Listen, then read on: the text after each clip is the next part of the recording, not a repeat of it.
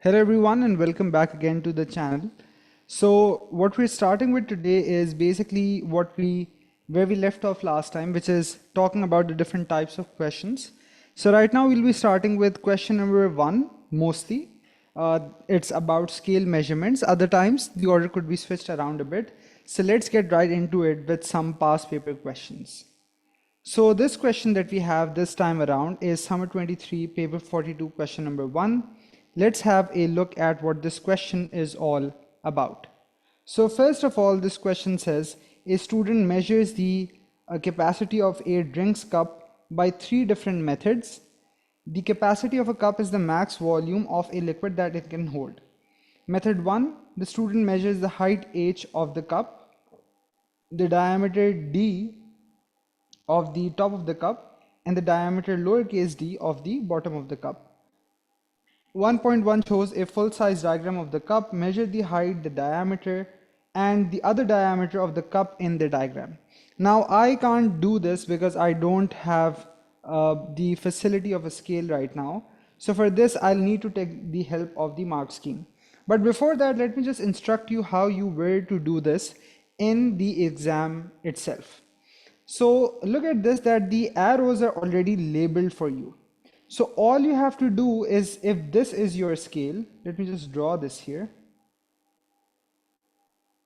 Place your scale so that it's entirely aligned with how the arrows are. So this is how I would align my scale, right? So one end of the scale would be here, the other end would be here, and I'll just read off both of these marks. Now obviously my scale in reality would be bigger than this. So if it's like this, I just need to make sure that if one end is here at one end, so I'll just read off the other end here, right?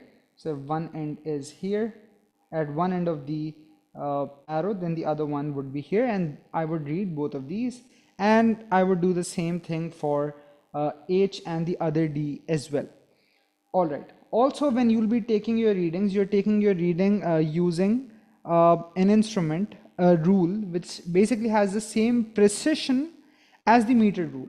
And what we mean by precision is that the smallest reading it can take, the precision of this instrument,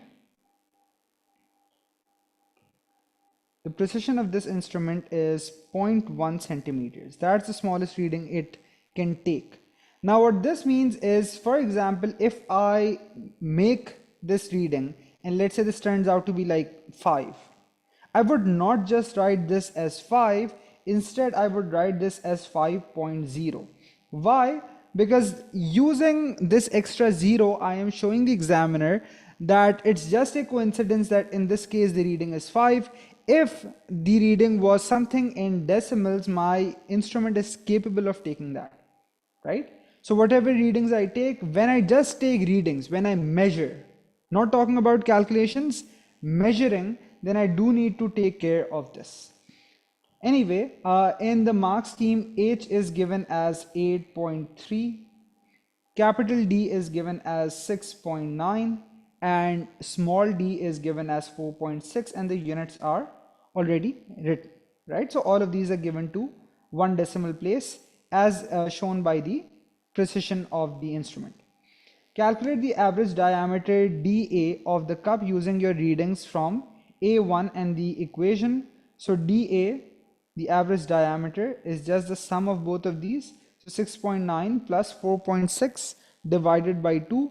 So this turns out to be 5.75, or you can also write this as 5.8, right?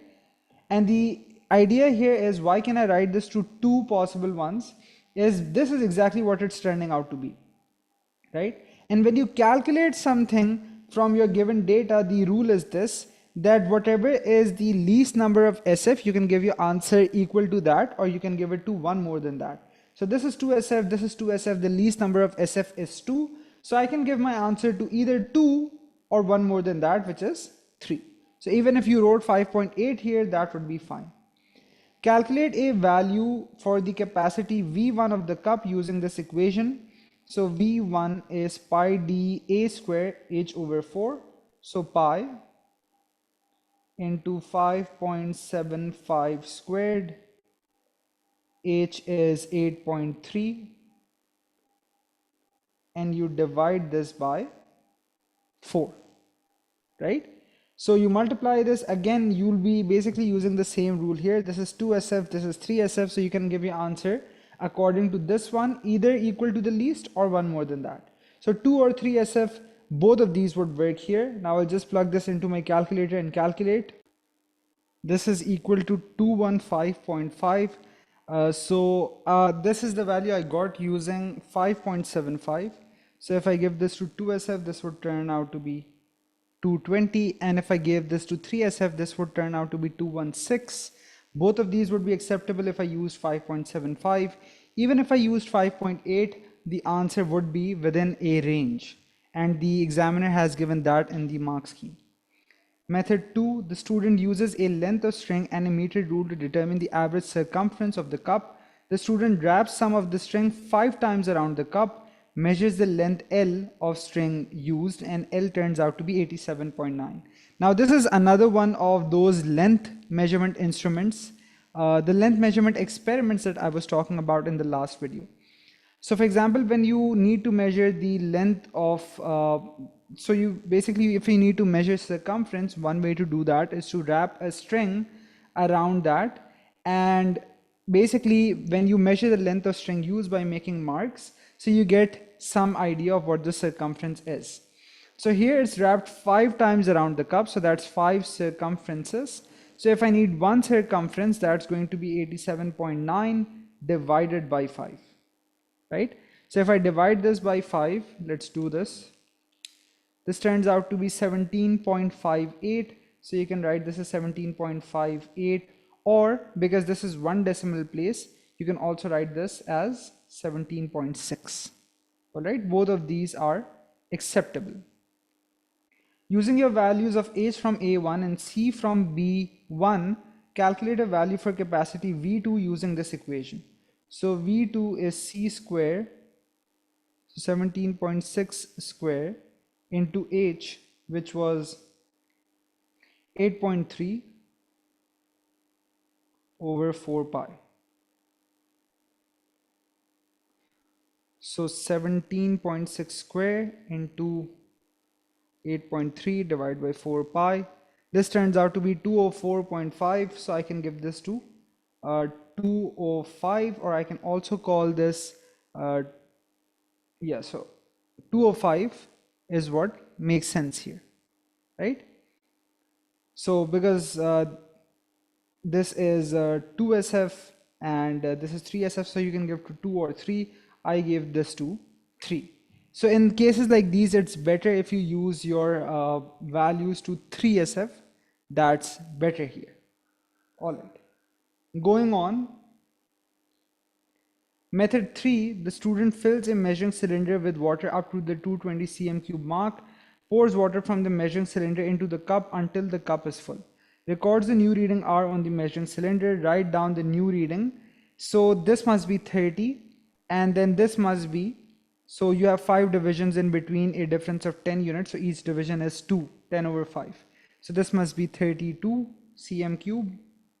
Determine the volume of water V3 in the cup, show your working. Okay, so even if this is 1 mark, you still have to show your working. So the new reading is 32, right?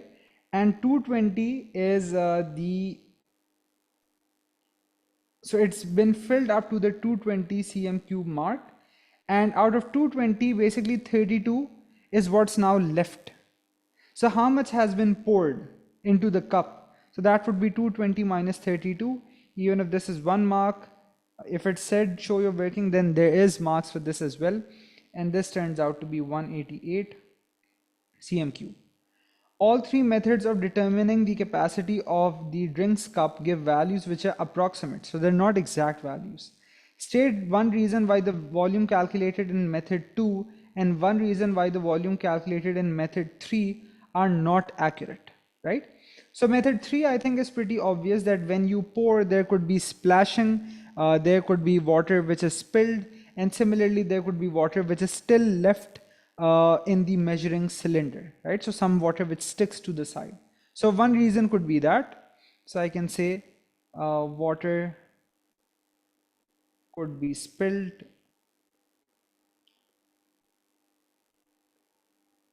during transfer.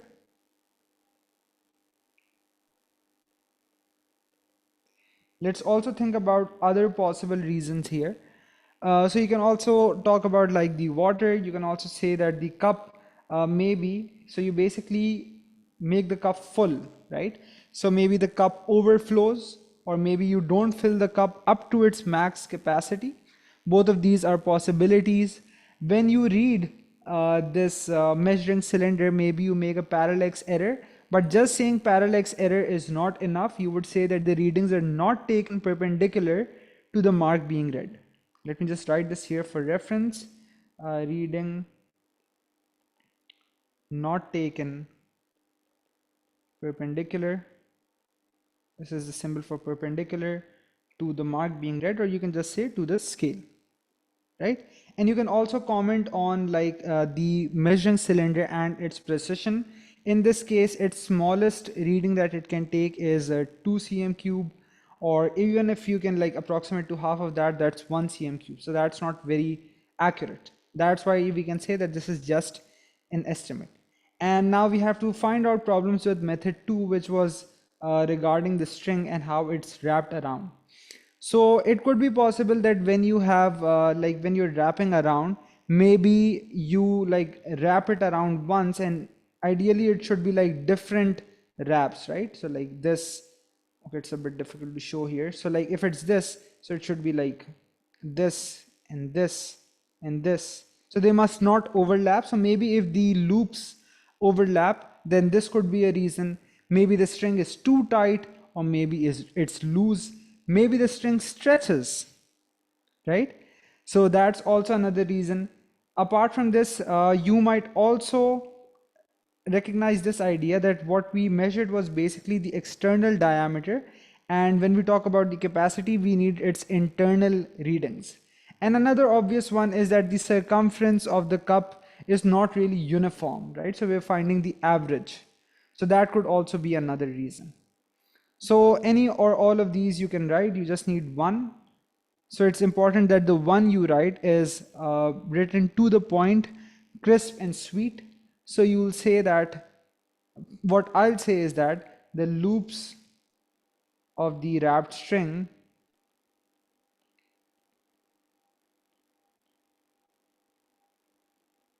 may overlap.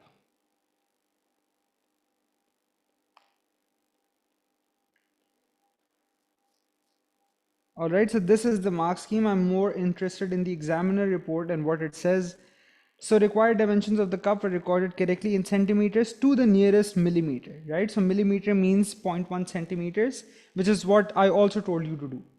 Average diameter of the cup was almost always calculated correctly. This is pretty easy to do because the formula is already given. Substitution was usually correct, and most candidates obtained a volume which was within the tolerance allowed. Calculation of circumference presented no problem. When the answer was incorrect, which was very rarely, they just multiplied by 5 instead of dividing, right? Some candidates who had correctly calculated the average circumference to 3SF figures as 17.6 then proceeded to write as 17.60.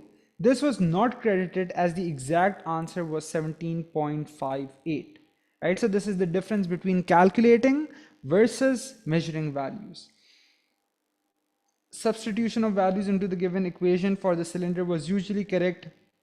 Most candidates obtained a second value for the volume of the drinks cup, which was within the tolerance allowed. Reading on the measuring cylinder was almost always recorded correctly, which was 32. Exercise in subtraction of the two volumes is basically a lot of people did this correctly as well. Let's look at part D. Candidates were asked to compare two of the methods for determining the capacity of the drinks cup and to suggest reasons why they were not accurate. Candidates had more trouble stating reasons for 2 than for 3. In 2, few mentioned that the circumference was not uniform, or that the external and not the internal diameter was being measured. Credit was given to such comments that the string wound around the cup might stretch, has thickness, might overlap. In method 3, most candidates realized that there would be water droplets left in the measuring cylinder on transfer, or that water may be spilled on transfer. Some also mentioned that it is possible to overfill or similarly underfill the drinks cup. So that was question number 1. Now we'll go on to the next question. Let's start looking at the next question. This is the reference of that. So a very recent question, summer 24, paper 41, question number 1. A student finds the volume of a small glass ball by two different methods. Again, so this is method 1 versus method 2. Method 1, the student places 6 small glass balls by the side of a meter rule as shown in 1.1. Make sure that there are no gaps between the balls. Takes readings on the meter rule of the positions A and B shown in 1.1. Give your readings to the nearest 0.1. Again, so in your exams, when you'll have this, you would have this, if this is drawn to scale, so this is also exactly the length you would have in that case. But because this is the meter rule which is given, I just need to read this off. So this is 10.2 here. This is 10.2, and the other one is 19.7, right? So I'll just subtract these to get the actual length, which is what is needed in this one. Okay, so it just asks for the positions first. So that's 10.2, 19.7. Length is the distance between A and B, L equals 6d, and the average diameter of one ball can be found using the equation. So just like I talked about this in the previous video, that when you have to measure the diameter of one, you can place that between two triangular blocks. Similarly, to improve accuracy, to reduce uncertainty, instead of measuring the diameter for one, which could be probably very small to measure, and it's going to then have this uncertainty due to the precision of the meter rule, a better thing is to measure the diameter, the length of multiple ones, count how many you have. These are basically 6, so you have 6 diameters, so you'll then divide by 6. While doing ATPs, it's really important that you ask yourself these questions as to why the examiner is doing what he's doing. So 10.2 and 19.7, the difference between that is 9.5 centimeters. And then D is L over 6. So 9.5 divided by 6 turns out to be 1.5833. But because this is calculated from this, and these are supposed to be one decimal place, so this is 1.6 centimeters, right? So it's important that you respect this accuracy here. Both are to be given to 0.1 centimeters. Average volume of one glass ball using this method is given by this equation, and you have to find this out. So 3.14, D was 1.6 cubed over 6. It's also up to you whether you want to use the exact value or not. So 3.4 into answer cubed divided by 6. This turns out to be 2.077. So to 2SF as a minimum, this would become 2.1, right? Or if you use the exact value, let's also do that. If you use the exact value of 1.6 and then you divide by 6, this turns out to be 2.14. So 2.1 or 2.14 both work. Okay, so it's better in this case, let me correct myself. It's better if you don't use the exact value and you use the value that you have in your previous part, right? So this is better in ATPs. The student pours water into the measuring cylinder. The volume of water in the measuring cylinder is shown. Again, we have to just read this off. So this must be 25, this must be 26, 27, 28, 29, 30. So yeah, this must be 27 cm cube. So this is 27. Now I think method 2 is going to start. Okay, it's not started yet. 6 glass balls are carefully added to the water in the measuring cylinder. New reading is shown. So the new reading, this is 35, this is 39, right? Calculate VT, show your working. So new volume is 39, which is V2, right? Which is what's shown here. And the older one was 27. So 39 minus 27. This is 12, right? 12 cm cube. This was the volume of 6 of these balls. So the volume of one ball is going to be 12 over 6. Now this would be 2, but because the examiner says write to 1 to the nearest point 1, so I'd write this to 2.0 like this is shown. And yes, you would have your marks deducted if you just wrote 2. C suggests whether method 1 or method 2 gives the more accurate value for the volume of the ball. Okay, so both methods are done. My bad. Which one is more accurate? As long as your reasonings are better, as long as your reasonings are clear, you'll almost always get the mark. So let me actually go back and see what method 1 was. Method 1 basically had these diameters, and then you found the volume using the average diameter value, right? With method 2, you actually found them by having the balls go into the cylinder, and this is volume by displacement. So you can say that this one is, what do you call it? This one is better, right? Because you are also using a diameter in this case. The diameter that you measure here is to the nearest mm, right? And the diameter that you measure here, okay, no, wait a minute. So in this case, you basically need to talk about which one is more accurate, right? Which one is more accurate? So you can just talk about this according to the volume measurement instruments you have. In this case, the volume was read correct to the nearest 1 cm cube, right? So it can only read correct to the nearest 1 cm cube, or at max 0.5 if we look at the marks in between. But with this, if you look at it, you can read correct to the nearest zero point 0.1, right? You can read correct to the nearest 0.1 cm, or what would be called the nearest millimeter. So that one is more accurate, right? It's just talking about accuracy. So you'll say method giving more accurate value is method 1, and the explanation is going to be this, that the diameter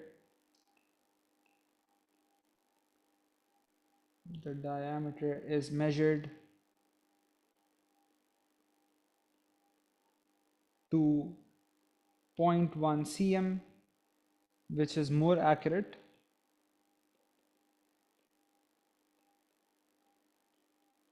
and this is obviously more accurate as compared to the measuring cylinder, which was reading to the nearest point to the nearest 1 cm cube. The student now uses the 6 glass balls to find the average mass of one glass ball using a small beaker and a top pan balance. Describe the method the student uses. Again, it's the same thing, that if you have 6, then you would get a larger mass, so that uncertainty that would be there because of the limitation of this balance, that would be reduced. It's the same idea why you time more oscillations of a pendulum versus just one, is because that uncertainty is now spread over a larger reading. So you'll say that put the beaker on the balance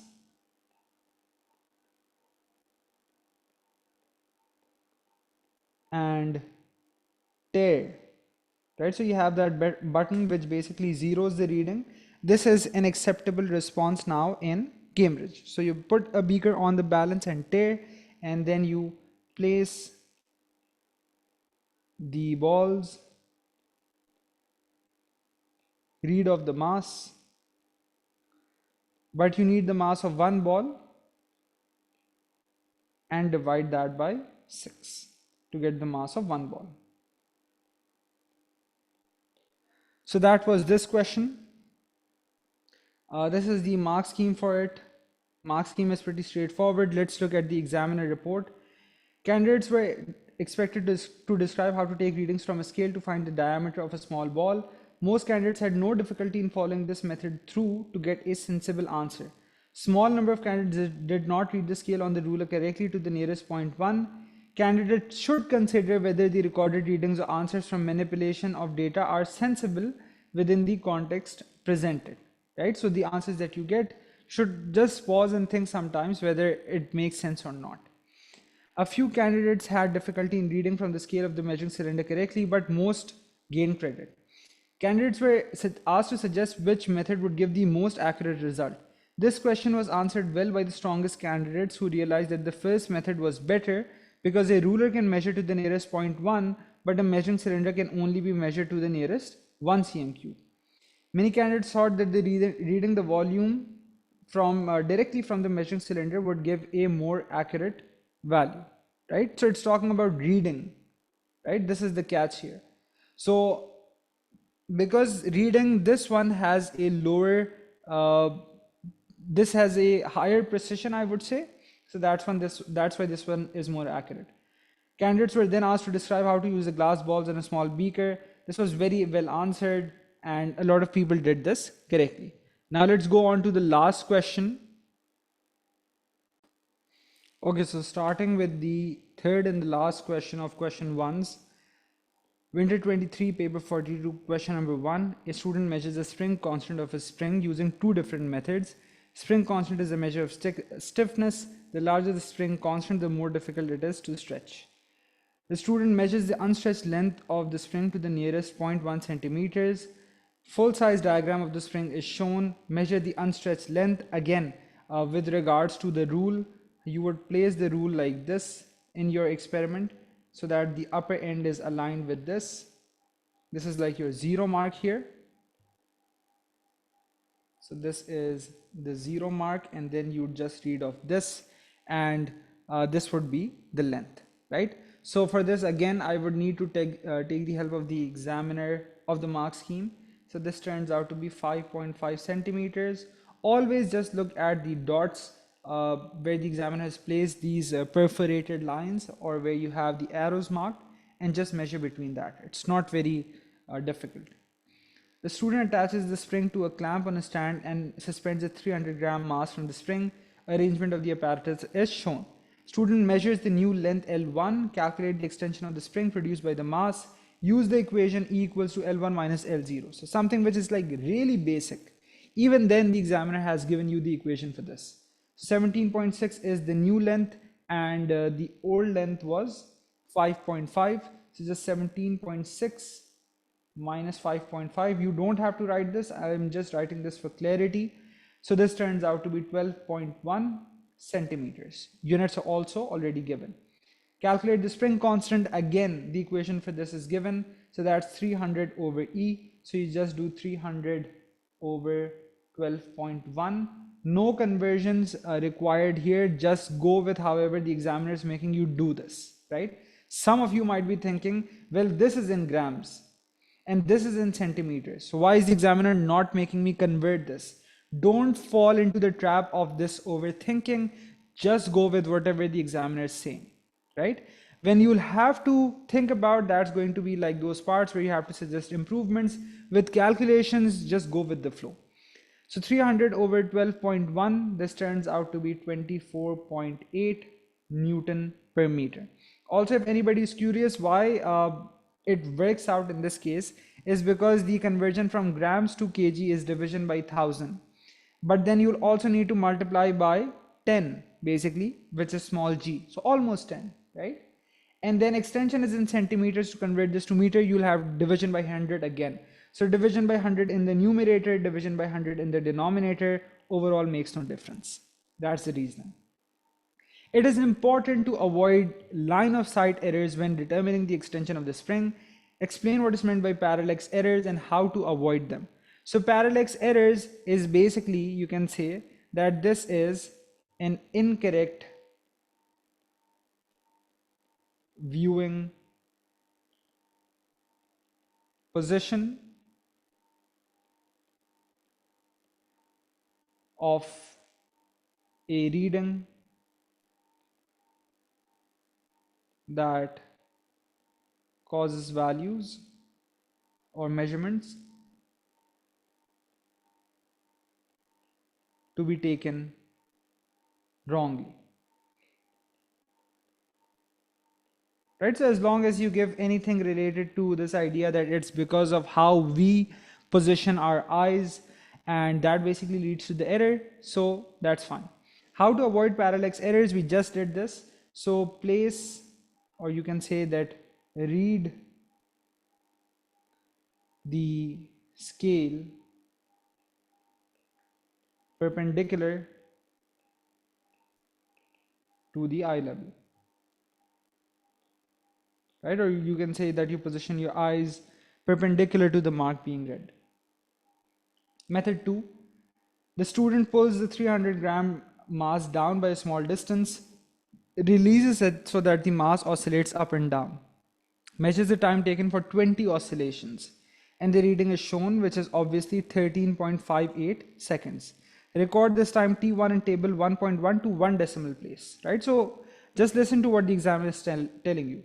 So it's 13.58, so to 1 decimal place, this would become 13.6.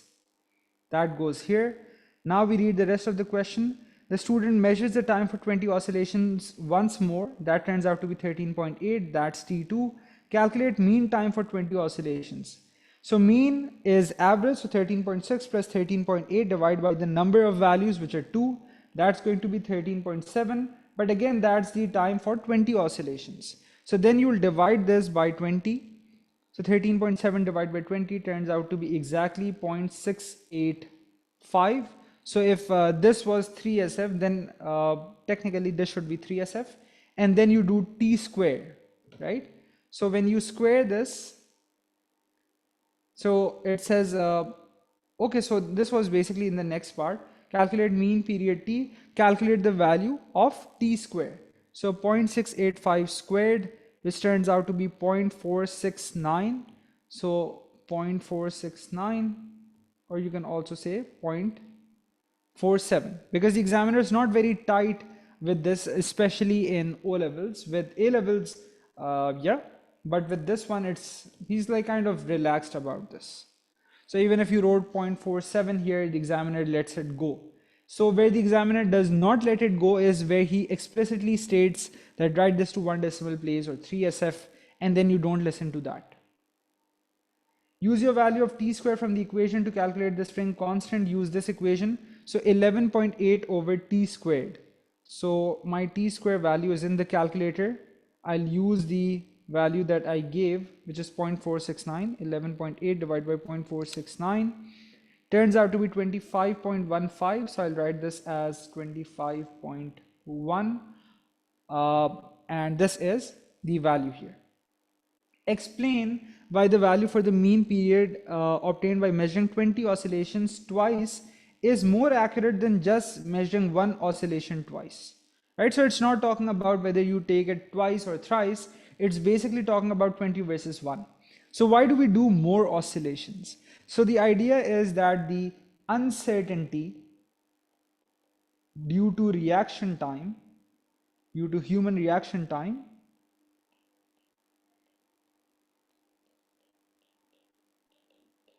is spread over 20 oscillations, right? Because with 20 oscillations or with 1 oscillations, you just have to start the stopwatch once and then you have to stop it once. But with 1 oscillation, because the value is so small, that uncertainty becomes a really significant factor. But with 20 oscillations, it's spread out over those 20, so it's not as significant. So this is how we reduce the uncertainty or the error due to human reaction time. So that basically wraps up how you do question number 1. In the next video, we'll be going over question number 2. See you there.